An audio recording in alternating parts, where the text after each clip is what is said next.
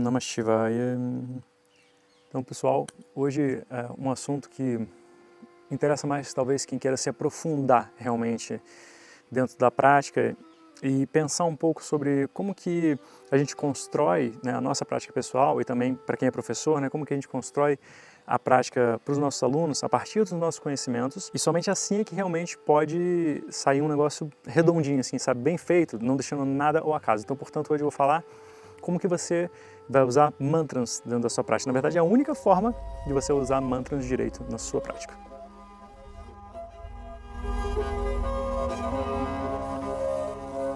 Então, muito bem. Se você ainda está aqui, assumo que você está interessado em aprofundar o seu conhecimento. Eu vou fazer um paralelo legal sobre como construir uma prática de posturas, né, respirações, e como que você usa os mantras, que na verdade tudo faz parte da mesma coisa. Então é o seguinte, em primeiro lugar, como que você constrói uma prática consciente de posturas de yoga? Como que você vai dar para o seu aluno aquilo que é melhor para ele? Como que você vai compor uma prática que sai redondinha? Você tem um objetivo, você sabe onde você quer chegar. Então a única forma de você fazer isso é sendo totalmente consciente das suas escolhas. Porque se construir uma aula de yoga fosse simplesmente você pegar, né, desenhar ou escrever nomes de posturas em papéis e jogar tudo para o alto, e aí o que cair o nome de pé você coloca naquela aula, o que cair ao contrário você não põe, seria uma coisa ridiculamente fácil, todo mundo faria. Mas é claro que não é assim. E você, assim como eu, tenho certeza que você já entrou em diversas práticas e algumas delas você achou, nossa, uau, incrível, e engatou num relaxamento excelente e você não sabe por quê. E em outras, apesar de você gostar do professor ou ter boas referências a partir do professor, você chegou lá e simplesmente assim, não aproveitou, alguma coisa não encaixou e tudo mais. Muitas vezes isso acontece porque houve um equívoco na construção daquela aula. Ou seja, às vezes uma postura muito forte foi colocada no começo e o corpo não estava preparado, assim como a gente recebe mal. Às vezes, uma postura muito forte foi colocada no final, logo antes do relaxamento. Para algumas pessoas, isso bloqueia um relaxamento legal. Então não é interessante, e você, enquanto aluno, você pode começar a reconhecer isso quando está acontecendo. Algumas vezes, as pessoas colocam respirações que ativam muito o corpo logo antes do relaxamento. Então, por essas e outras, né, é que quem está montando uma prática de yoga tem que saber exatamente o que está pegando e aonde vai colocar. Então, se você vai começar, né, o sujeito está sentado, o que você vai fazer ali? Vai fazer um pranayama, legal. Para que o pranayama serve? Qual vai ser o efeito na mente do sujeito? Como que você espera que essa pessoa vá se sentir quando esse pranayama acabar? Tá bom. E o que você vai colocar depois desse pranayama? Qual vai ser a postura? Para onde que ela vai? Então, vê se tem sentido você colocar um pranayama para acalmar muito, esfriar o corpo e logo depois meter 5, 10, 15 saudações ao sol. A pessoa vai receber fisicamente e mentalmente muito mal aquela sequência. Só para dar um exemplo, com os mantras é a mesma coisa.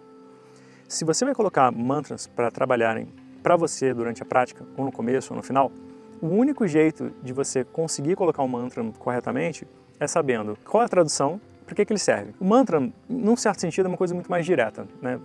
Em uma parte é mais direta, ou seja, se você souber traduzir aquele mantra, você normalmente sabe para que ele serve. Se não for assim, você tem que ver para quem ele é, qual a deidade a qual ele se refere, e aí você vai provavelmente saber por que ele serve. Por exemplo, então, Om Gam Ganapataye Namaha.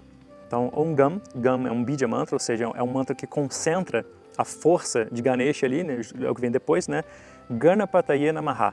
Então, saudações a Ganapati. Quem é Ganapati? É um outro nome de Ganesha. Ganapati é a forma de Ganesha que cuida, né, de todos os seres. É o Senhor de todos os seres. Ganapati. Então, esse mantra, a tradução é muito simples, né?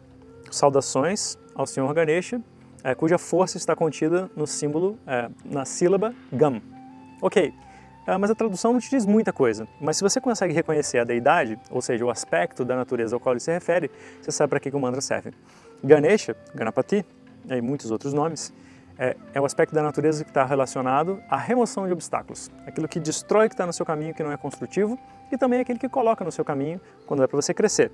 Então, Ganapati é uma força a ser reconhecida e ser adorada, digamos assim.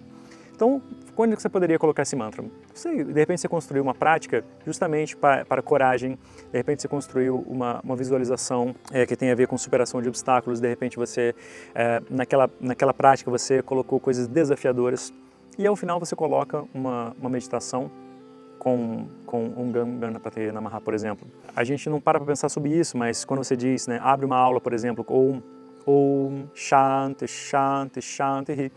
Você está abrindo com uma famosa invocação de paz. Em sânscrito, Shanti Patha. E o que isso quer dizer?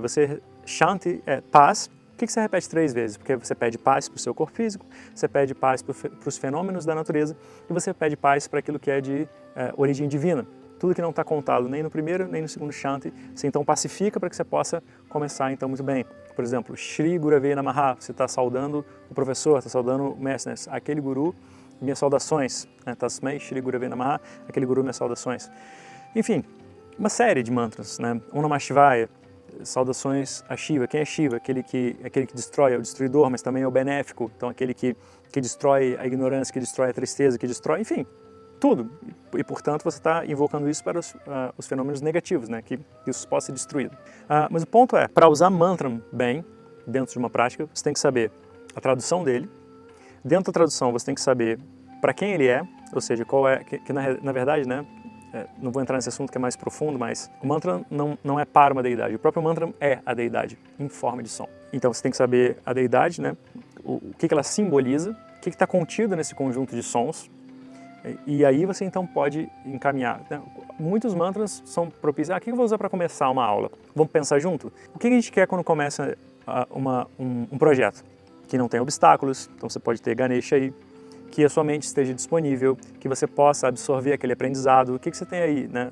Você tem Saraswati. Saraswati é aquela que simboliza o conhecimento e as artes. Saraswati é aquela que flui. Como um rio, o conhecimento flui. Você pode se banhar, você pode aproveitar daquele rio, mas você não domina aquele rio. Se você domina um assunto, mas ele te dá um branco, né? Por quê? Saraswati não te abençoou naquele momento, ou seja, como se estivesse fora do rio, digamos assim. Ele te deu um caixote, digamos assim. Então, Saraswati é um rio que flui. Logo, para começar, você poderia ter Ganesha, poderia ter Saraswati, você poderia ter uma invocação de paz. E para fechar uma prática? Para fechar uma prática, você poderia ter uma outra invocação de paz. Você poderia ter o que se chama de Prayaschitta, que é um mantra que é dito que corrige os erros, né, cometidos.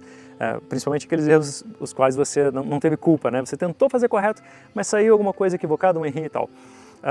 Enfim, só para introduzir o assunto, né? Realmente é um conhecimento muito amplo. Realmente é um único jeito de você usar mantras, sabendo exatamente o que ele significa, a quem ele invoca, para você poder saber exatamente aonde que você vai colocar. Caso contrário, né, fazendo esse paralelo de novo, resumidamente, caso contrário, um mantra mal colocado vai ser como uma postura mal colocada, um pranayama mal colocado, você não sabe o efeito que ele vai dar, às vezes o efeito é contrário ao que você esperava.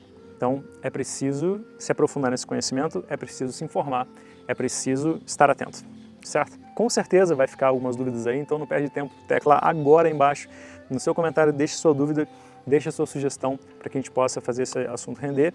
A minha dica final é, assim, sempre busque se melhorar. Não estacione, procure quem sabe mais do que você e cola nessa pessoa. A gente avança no nosso conhecimento através dos nossos mentores, através das nossas referências, através do nosso esforço, através do nosso compromisso, do nosso mergulho na tradição. Então, e a gente segue junto aí no caminho. Bom.